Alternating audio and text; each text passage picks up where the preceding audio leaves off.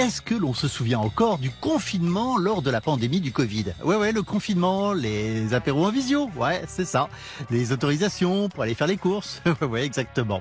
Mais est-ce que vous vous souvenez qu'on avait tous imaginé qu'un monde nouveau en sortirait, plus solidaire, plus écolo, plus responsable? Eh bien, figurez-vous qu'en 2025, l'engagement bénévole des Français n'a toujours pas retrouvé le niveau d'avant pandémie. Ça calme. Mais au milieu de ce tableau un peu sombre, une petite note positive. Les jeunes sont désormais pratiquement aussi engagés dans le bénévolat que leurs aînés retraités. Aujourd'hui, le Jour du Seigneur ouvre le dossier Solidarité, les jeunes mobilisés. Jeudi soir, non, je peux pas. J'ai maraude. En paroisse, dans le cadre scolaire, universitaire ou dans les mouvements de jeunesse, s'engager est de plus en plus naturellement intégré comme une activité normale chez les jeunes. Un quart des 15-34 ans ont un engagement bénévole associatif en 2025. Il n'était que 16% en 2010 d'après France Bénévolat. Voilà qui bouscule quelques idées reçues sur une génération que l'on caricature souvent comme totalement nombriliste, voulant échapper constamment à la dure réalité du monde. Peut-être que le Covid, eux, ils s'en souviennent très bien et que le monde de demain n'est pas pour eux un dû, mais un défi. Oh, il y aura bien quelques grincheux pour les trouver naïfs, mais en tout cas, c'est notre dossier du jour. Et voilà une émission qui va nous faire du bien, car ce matin jusqu'à midi, ensemble, nous allons faire l'expérience de la charité avec les jeunes. Vous l'avez compris, avec la Société Saint-Vincent-de-Paul, immense réseau de charité à travers le monde. Dans 30 minutes, nous célébrerons la messe à Nîmes avec de nombreux bénévoles de l'association dans cette église et dans cette ville qui, vous le verrez, a une place importante dans la riche histoire de cette société de Saint-Vincent-de-Paul. Bonjour à tous et bienvenue. Je suis très heureux de vous présenter Pierre Bernard. Bonjour Pierre. Bonjour David, merci pour votre invitation. C'est un plaisir de vous recevoir ce matin. Vous travaillez dans la gestion de patrimoine, mais ce n'est pas pour ça qu'on vous a invité. Ça, c'est votre métier. Vous êtes surtout engagé auprès des plus démunis, des personnes isolées de la rue, car le lundi soir, vous partez en équipe en maraude dans les rues de Paris pour aller à la rencontre des sans-abri. Vous êtes bénévole pour cette société de Saint-Vincent-de-Paul, association qui a été créée au début du 19e siècle à Paris, grande association catholique, et qui intervient aujourd'hui sur les 5 continents pour aider les personnes les plus démunies. Une longue tradition de charité. La charité, c'est la grande thématique ce matin jusqu'à midi. Ce mot, qu'est-ce qu'il vous inspire, charité, Pierre ? La charité, c'est d'aider son prochain, c'est d'agir en fait avec beaucoup de simplicité. Moi, j'ai cette intuition qu'on peut pas rester en fait insensible à la misère qu'on voit en fait qui nous est proche ou même qui est plus lointaine. Je me suis toujours engagé en fait, si vous voulez. J'ai de nombreuses années scout derrière moi, et c'est vrai que depuis tout jeune en fait, j'ai expérimenté, on va dire, des services. J'ai cette phrase qui me vient de Baden-Powell qui nous dit essayez de laisser le monde un peu meilleur qu'il n'est quand vous partirez. Fondateur du scoutisme. Voilà. La Société Saint-Vincent-de-Paul est un immense réseau de charité, je le disais en présentant la thématique de cette émission. Mais alors, ce qui est intéressant, c'est que c'est une association qui est vraiment construite sur des conférences, comme on appelle, qui sont locales, qui correspondent aux paroisses. Donc vous êtes dans la conférence de Saint-Vincent-de-Paul, dans votre paroisse à Paris, dans le 17e arrondissement, du côté du quartier des Batignolles. Qu'est-ce que vous faites exactement dans cette paroisse et quelle est votre activité bénévole, très précisément ? Alors, au Batignolles, donc il y a la conférence Saint-Vincent-de-Paul qui est rattachée. Au niveau local, on va avoir des conférences en fait qui vont être vraiment axées sur des services qui répondent à des besoins locaux. Et dans notre conférence, il y a des visites en fait aux personnes isolées, aux personnes fragiles. Il y a des cafés solidaires, donc on accueille en fait des personnes fragiles, des personnes isolées dans un lieu de rencontre avec un café de façon hebdomadaire. Il y a des hivers solidaires, donc des activités pendant l'hiver où on accueille en fait des personnes de la rue pour leur offrir un toit et un repas. Il y a aussi des maraudes, et donc moi je m'engage dans les maraudes. Voilà, et vous êtes responsable de la maraude du lundi soir. Exactement. Ouais. Avec beaucoup de jeunes. On va visiter avec beaucoup de jeunes, on va visiter les personnes en fait qui sont dans la rue, tout simplement, avec un café. Voilà. On a vu ce chiffre dans l'éditorial d'Éric Paillet. 23% des jeunes de 15-34 ans participent à une activité bénévole au sein d'une association en 2025. C'était 16% en 2010. C'est très intéressant ce chiffre et c'est marquant aussi dans votre association, la Société de Saint-Vincent-de-Paul. Vous êtes avec des jeunes, on va voir un reportage tout à l'heure. Est-ce que ça c'est quelque chose qui vous enthousiasme ou vous vous dites bon après tout c'est normal et il n'y en a pas encore assez de jeunes qui s'engagent? Ah bah oui, ça m'enthousiasme, il faut s'en réjouir. Et c'est vrai qu'il y a des jeunes qui nous rejoignent. En fait, on reçoit des messages en fait de jeunes qui ont vu des annonces, qui ont entendu parler des maraudes, qui nous contactent pour venir aider. Alors pour les maraudes, c'est des jeunes de 18, 35, 40 ans. Jeunes professionnels. Jeunes professionnels, on va dire, c'est la cible des bénévoles. Et il y a aussi des plus jeunes encore, lycéens, 16, 18 ans, qui nous rejoignent, qui participent par leur école en fait à des services. Et ils sont les bienvenus. Qu'est-ce qui fait l'envie de s'engager quand on a entre 18 ou 16 ans et 35 ans? Bah, je pense qu'on ressent au fond de soi en fait une volonté d'agir, une certaine frustration à l'injustice en fait. Donc je pense que l'envie d'agir, l'envie d'être bénévole en fait, elle vient de quelque chose qui est enfoui en nous. Je pense qu'on a tous besoin d'aimer le prochain en fait, et donc c'est la façon de concrétiser cette intuition des choses qu'on a en nous. Parce que dans la charité, il y a cette question de l'amour. Hein. Oui. Ouais. Bah, par rapport aux maraudes, la charité, en fait, on est en plein cœur de la charité avec les maraudes. C'est-à-dire que la visite aux personnes isolées dans la rue, on y va pour leur offrir un café, mais qui est un prétexte. L'idée, c'est vraiment de créer un échange avec ces personnes, de leur montrer qu'elles ont de la valeur pour le monde, de leur montrer qu'elles comptent pour la société. C'est des personnes qui sont fragiles, en fait, qui sont isolées, qui se sont marginalisées ou qui ont été marginalisées. Et l'idée, c'est d'aller les voir et de leur donner un petit peu d'amour.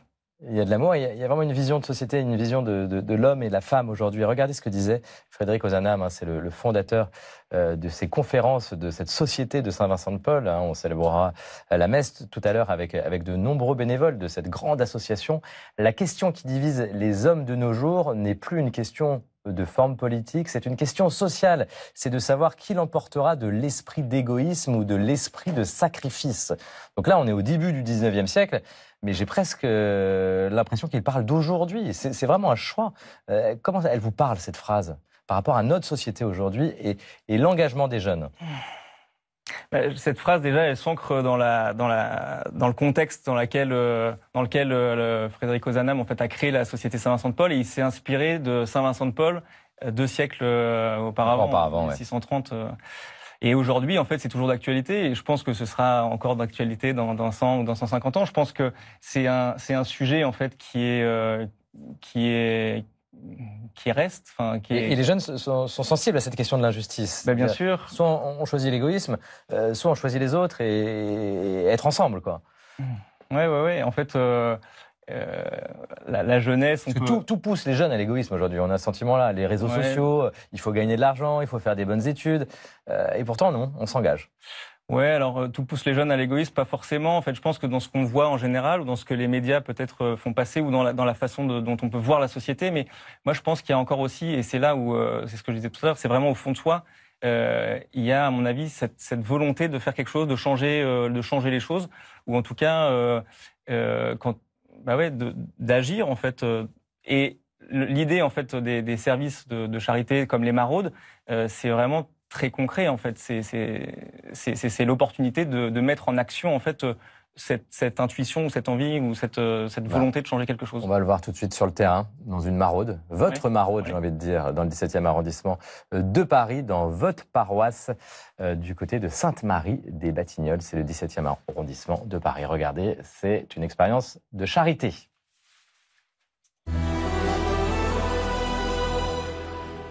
De tout mon cœur, je veux garder ta parole. Ne me délaisse pas, Dieu de ma joie.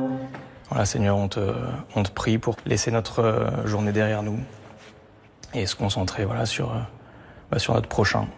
café, thé. On a des gobelets ici. On a l'eau ici qui est donc dans un thermos. Et on part par équipe de 2. Je m'appelle Rieul, j'ai 29 ans, je suis vendeur et je fais les maraudes à Sainte-Marie-des-Batignolles depuis 1 an à peu près. Bonsoir. Bonsoir. Miroslav, ça va? Ça va et vous? Ouais. Ouais, ça va nickel. En forme? Je m'appelle Anne-Fleur Rocoq, j'ai 30 ans. J'ai besoin d'être au service de la personne, de créer du lien. Une triple Alors une triple soupe. C'est quoi cette recette ultra Il faut exigeante? qu'aussi je pense aux autres. Comment s'est passée la journée? Tranquille? Il a fait beau, ouais. En fait, on se rend pas compte, mais ce sont des personnes, certes, qui ont besoin de manger, qui ont besoin de dormir, etc. Mais ce sont des personnes qui réalisent très peu d'échanges, mais en général, des personnes à qui on donne assez peu d'amour. Ça fait toujours plaisir. C'est pas tous les jours, mais ça fait plaisir. Bien sûr, carrément.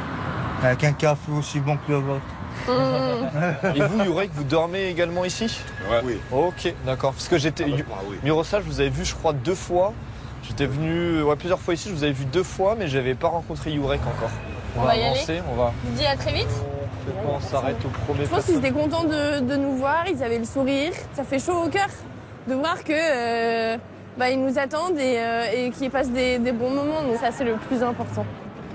C'est juste une soirée, un lundi soir, ça demande pas grand-chose. Donc je dirais assez de simplicité et un petit peu d'effort, puisque ça demande de sortir de sa zone de confort, d'aller voir des personnes à qui on n'aurait jamais parlé, évidemment, en temps réel. Oui, Jacques, vous avez passé une bonne journée ou pas? Vous avez fait quoi aujourd'hui? Ah, c'est la tristesse. Le sac de couchage s'est cassé et vous avez perdu des affaires en... Ah mince. Bon, j'espère que vous retrouverez les affaires et on vous souhaite bon Et courage. faites attention à Voilà. vous. On se revoit vite. Nous, on vient ici tous les lundis. Le pauvre, il allait pas très bien. Vraiment, on a parlé avec lui quelques minutes. Ça leur fait toujours plaisir, quoi. La misère, on la voit tous les jours, mais finalement, on est assez distant de la misère, on s'en rend pas trop compte. Donc, être en contact directement avec ces personnes, ça permet d'en prendre plus conscience pour avancer dans la vie, pour prendre peut-être plus de recul même sur soi. Seigneur, on te rend grâce pour cette maraude. Et puis, on te confie les personnes qu'on a rencontrées. Voilà pour cette belle expérience de fraternité, de charité avec la Société Saint-Vincent-de-Paul dans le Paris, dans le 17e arrondissement. C'est la Maraude dont vous êtes le responsable. Je vous rappelle que nous célébrerons la messe à partir de 11h avec des bénévoles de cette grande association Saint-Vincent-de-Paul du côté de Nîmes. Peut-être une réaction, hein, vous connaissez ces rues parisiennes, vous connaissez ces camarades avec qui vous allez à la rencontre de ces personnes isolées. Qu'est-ce que ça fait pour des jeunes d'être confrontés à la grande misère? Est-ce que c'est facile à recevoir? Non, c'est pas facile et même avec une régularité, en fait, c'est jamais agréable, c'est jamais simple, en fait, c'est même un peu repoussant. On n'a pas envie. Ouais. Les personnes qu'on va rencontrer, parfois elles nous attendent pas, en fait, donc c'est pas forcément évident, c'est pas forcément simple. Elles vous disent non parfois? Ouais, ça arrive. Alors parfois elles nous disent non, mais aussi parfois, à l'inverse, elles sont très contentes qu'on aille les voir. Et en fait, ce que j'ai dit tout à l'heure, le but c'est vraiment de créer un échange et c'est avec aussi des visites régulières, en fait, c'est commencer à se connaître, pas forcément avoir une relation d'amitié, c'est plutôt vraiment de la fraternité. Et par exemple, à la fin de l'été, quand on les a pas vus pendant une certaine période, en fait, il y a quelques personnes qui nous disent qu'elles nous ont attendus. C'est vraiment la preuve. Elles avaient envie de ce lien avec vous. Ouais, elles ont besoin de ce lien, ouais. Elles ont besoin de ce lien. Il y a ce sentiment d'impuissance aussi, on le voit. La personne perd ses affaires, se fait voler ses affaires. Ouais. Qu'est-ce que vous pouvez faire? Vous voyez ce que je veux dire ou pas? En fait, c'est-à-dire que de temps en temps, vous devez vous retrouver face à des situations en disant que faire? Ouais. En fait, ça nous appartient pas la situation. L'idée, c'est aussi de pas être dans la performance. On y va vraiment de façon assez détachée par rapport aux résultats. En fait, on crée ce lien. En tout cas, on donne le plus possible en fait par notre démarche. Ça peut être juste un regard, ça peut être une gestuelle. Hein, c'est vraiment parfois, on trouve pas les mots justes en fait. Et de laisser faire en fait cette preuve d'amour qui passe à travers cette rencontre. Et ce lien dont vous parlez qui est important, où il passe en effet beaucoup de choses, il est facile à créer avec des personnes qui parfois qui vivent des choses tellement difficiles, donc qui sont dans la souffrance, qui peuvent être aussi parfois un peu désaxés ou malades. Comment on crée ce lien-là, en fait? Eh ben, ça se fait avec de la patience, ça se fait avec beaucoup de simplicité, beaucoup d'humilité. Les personnes qu'on va rencontrer, elles sont sensibles, elles sont fragiles. En fait, chaque histoire est unique. Ça, c'est vraiment important de bien le comprendre. Il faut casser plein d'idées reçues. En fait, on peut faire un stéréotype des personnes dans la rue, mais en fait, les personnes qui sont dans la rue, un jour, elles ont été blessées. Elles se sont décrochées, on va dire, un petit peu de la société. Elles n'étaient pas sans doute suffisamment entourées de leurs proches. Quand il y a eu une épreuve ou quelque chose comme ça, et puis hop, elles sont arrivées dans un cercle vicieux. Ça pourrait être vous, ça pourrait être moi, ça pourrait être... Ouais, en fait, on se rend pas bien compte, mais il y a des personnes qui sont extrêmement cultivées, qui ont une vie passée, avec qui on discute, etc., qui sont vraiment dans la rue, et donc de recréer un lien, de recréer en fait quelque chose. Ben non, c'est pas simple. Mais l'idée, en fait, c'est d'essayer d'apporter une petite pierre. On n'a pas la prétention de vouloir les sortir de la rue. C'est pas du tout le but de la maraude. Le but de la maraude, c'est d'apporter une petite pierre et puis pierre après pierre, de faire quelque chose. Et les jeunes, par définition, ils ont peu d'expérience de la vie ou pas forcément une grande expérience de ces choses-là. Est-ce qu'ils ont peur de mal faire? Ouais, non, ils y vont avec confiance. Ouais, en fait, pour répondre à la question, les jeunes qui arrivent, qui découvrent, en général, ils vont pas forcément trop s'impliquer dans la discussion, dans l'échange, poser trop de questions, etc. Ça se fait avec douceur, en fait. Les jeunes qui arrivent, qui découvrent, ils vont regarder un peu les personnes qui ont plus de régularité, en fait, et de connaissance de la personne. Et puis, au fur et à mesure, en fait, elles vont s'impliquer dans la discussion, elles vont arriver. C'est quelque chose de très naturel, en fait. Il n'y a pas de... J'aurais beau parler toutes les langues des hommes et des anges, si je n'ai pas la charité, s'il me manque l'amour, je ne suis qu'un cuivre qui résonne, une cymbale retentissante. C'était bien sûr la première lettre de Saint Paul aux Corinthiens. La question de la foi, comment votre foi grandit et la foi des jeunes grandit-elle dans la relation aux personnes de la rue? Alors, la Société Saint-Vincent de Paul, c'est un mouvement catholique, mais de laïcs. Donc, c'est pas rattaché à l'Église, mais c'est en partenariat avec l'Église. Donc, il y a beaucoup de personnes catho qui y participent. Moi-même, je suis catholique, je suis pratiquant. Par rapport à la foi, effectivement, c'est quelque chose sur lequel on s'appuie. C'est quelque chose qui nous porte. Donc, quelque chose de très important. Moi, je pense que quand on va à la messe, qu'on prie, et si ça s'arrête là, il manque quelque chose, en fait. La foi et l'espérance, en fait, s'il manque la charité, c'est comme un tabouret avec deux pieds, en fait. Il faut vraiment les trois pieds, je pense, pour que ce soit... il faut agir. Pour que ce soit stable, il faut agir. Ouais, il faut avoir cette dimension de charité quand on est chrétien, c'est important. Et ces personnes que vous rencontrez dans la rue, qu'est-ce qu'elles vous apportent? Il y a un échange, donc en fait un échange c'est donnant-donnant, donc forcément elle nous apporte quelque chose.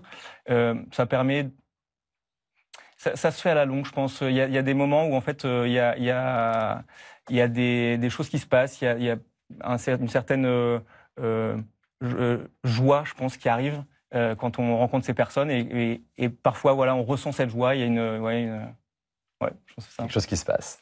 Je vous propose maintenant d'aller à la rencontre de François. Alors François, il vit une expérience intéressante à travers d'une colocation originale de la paroisse de la Mulatière. La Mulatière, c'est en banlieue lyonnaise. Les colocataires de cette colocation bénéficient d'un loyer très modeste.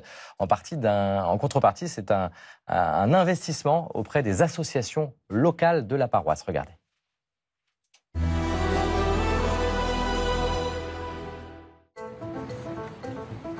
Je m'appelle François Brault, j'ai 20 ans. Je suis étudiant dans une école de commerce à Lyon.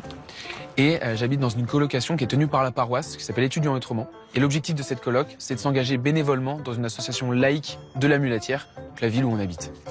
On est tous étudiants et on se croise tous les jours au moment des repas, souvent le soir quand on rentre des cours. Et on partage, donc par exemple la messe le dimanche, on y va ensemble dans l'église qui est juste à côté de chez nous. Et voilà, on partage donc surtout des repas, des moments de discussion, de temps en temps des jeux de société. Très vite, ça s'est bien passé et je pense que le fait d'avoir cette envie de s'engager construit la vie de coloc entre nous. En tant qu'étudiant donc en école de commerce, j'ai quand même du temps libre.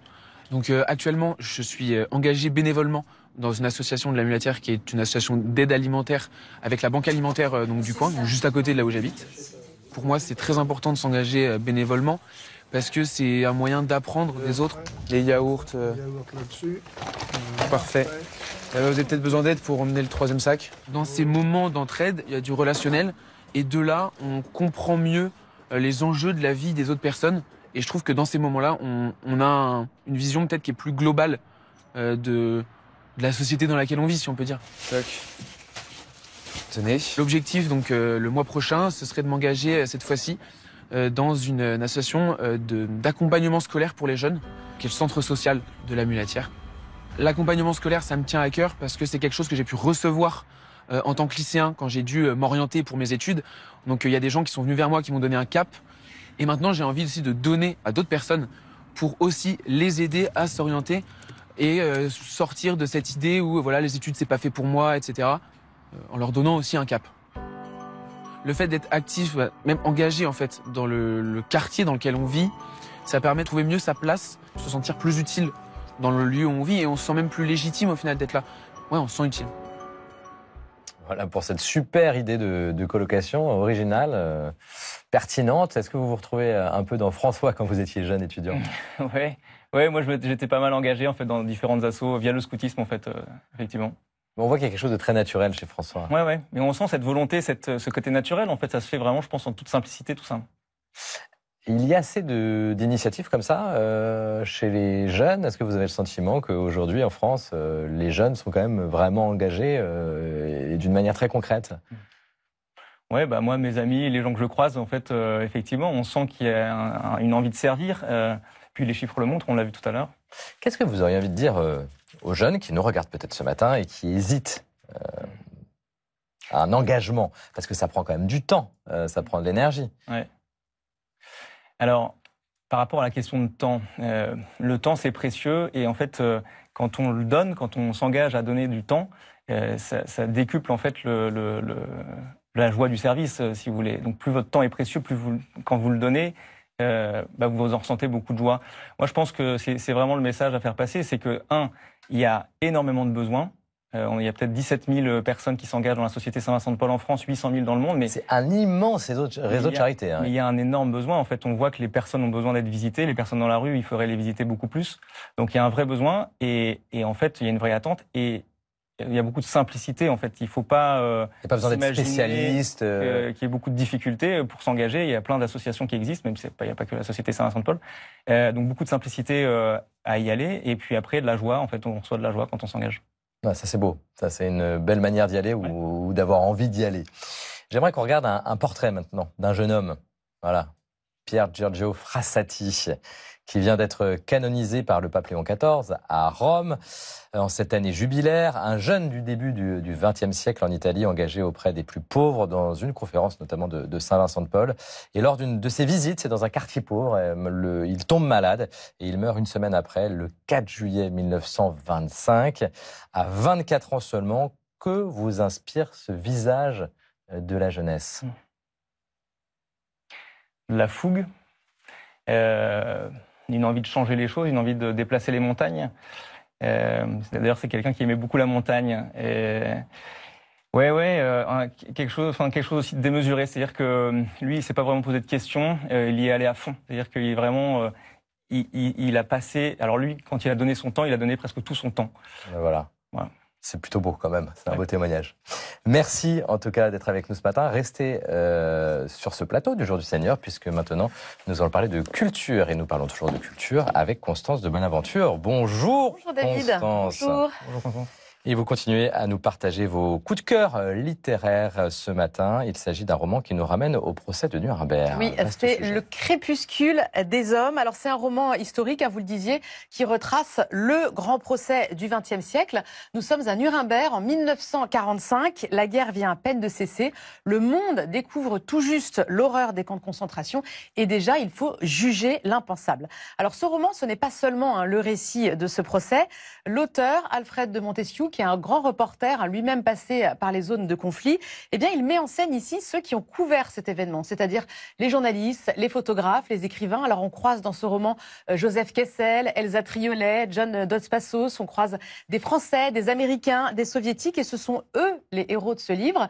Ils nous livrent les coulisses du procès entre stupeur, doute et lucidité, et à travers leurs yeux, on découvre l'ampleur des crimes nazis. Alors, c'est vraiment un roman passionnant qui déjà nous offre un regard regard nouveau sur cette page de l'histoire qu'on pense tous connaître, les procès de Nuremberg.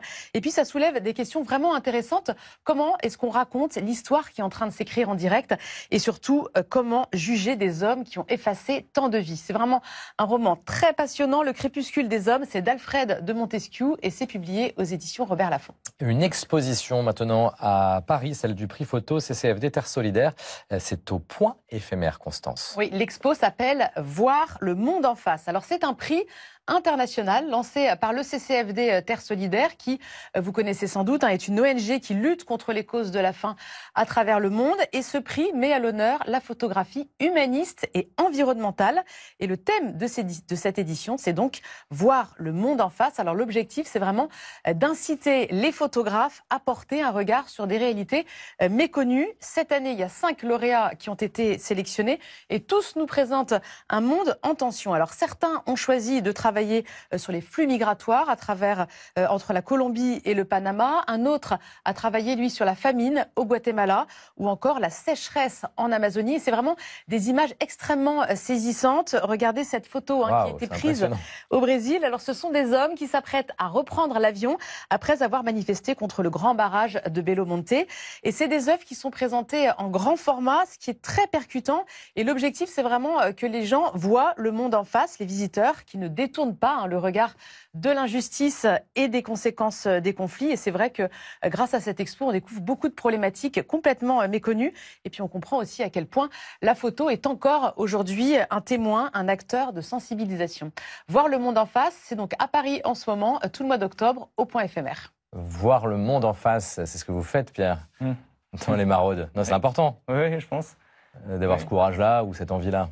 Bah oui. En fait, on est vraiment dans le réel, pour le coup. Et c'est ça aussi la foi, être dans le réel, je crois.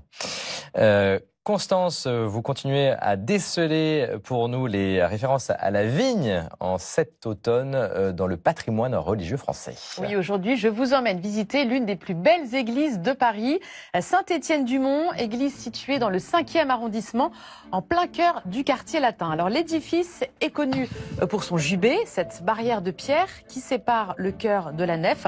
C'est le seul jubé subsistant à Paris, une véritable dentelle de pierre, vous le voyez. Et l'autre point d'intérêt de cette église, ce sont ses vitraux.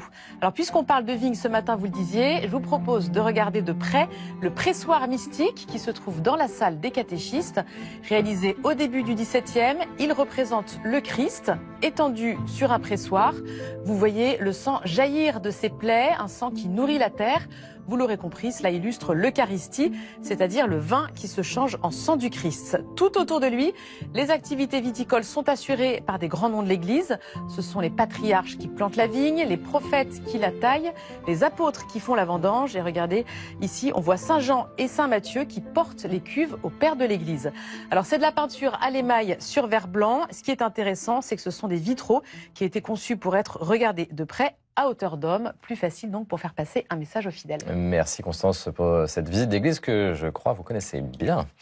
Pierre, on va vivre la messe dans quelques instants à Nîmes. Nîmes qui est la première ville où une conférence Saint-Vincent-de-Paul a été créée. C'est le début de la création de ce grand réseau Saint-Vincent-de-Paul après la création à Paris. C'est important ce côté-là, l'essor de Saint-Vincent-de-Paul. Oui, bien sûr. En fait, c'est une société qui s'étend et qui est vraiment en local. C'est vraiment ça une des idées vraiment de la fondation de la société Saint-Vincent-de-Paul. Ouais. Et tout de suite, on va aller vivre cette messe à Nîmes avec des bénévoles comme vous de cette société Saint-Vincent-de-Paul, une ville qui, vous l'avez compris, a une place importante dans l'histoire de l'association. Les paroissiennes, les paroissiens et les bénévoles de Saint-Vincent-de-Paul, de la société Saint-Vincent-de-Paul, nous attendent dans l'église. Très belle célébration à chacune et à chacun. À tout à l'heure.